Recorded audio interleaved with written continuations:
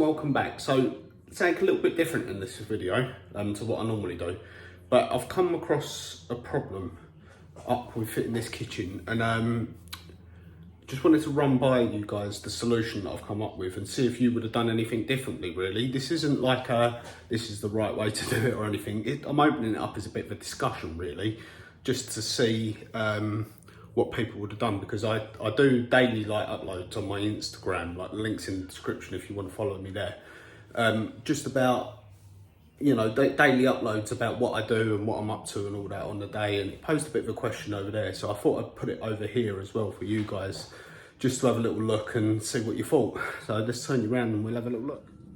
So this is the problem in question.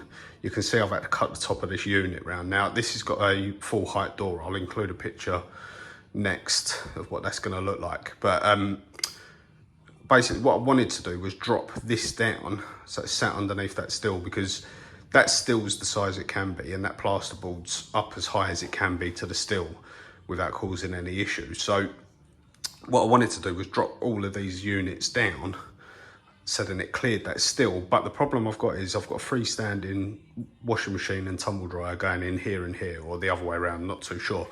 And they wouldn't have fitted under the worktop. So what I was going to do after that was just drop these two units down and these wall units down a little bit to compensate for that and leave these at full height. But then of course we've got another unit over here, so it would have meant, you know, my levels would have been all up and down and I weren't happy with the way that was going to look. So this is what I've come up with. So I've got a 720 door there that lines through with these units, and then a full height door going on there. But what I'm going to have to do is cut a strip off the top of the door and create that as like a filler, if you like, and then have the door hinging underneath it. But I just wanted to pose this as a question out, because I know there's quite a lot of carpenters and that follow me. So I wanted to see what you guys would have done differently if you can.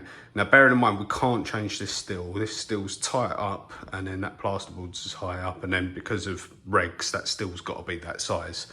So yeah, just a bit of a conversation really with you guys, just to see what you would have done. Yeah, like I said, just a bit of a conversation. And also, it's really hot today. Sorry, I know I look like a dripping mess, but we're at 25 degrees at 10 o'clock in the morning already. So yeah, I know this is a different kind of video to what I normally do, but yeah, let me know if you like this sort of style of video. I can do a bit more talking to you guys about what I'm up to and that on jobs. But yeah, just hit me in the comments, because I'm really intrigued to see what other people would have done to get over this situation.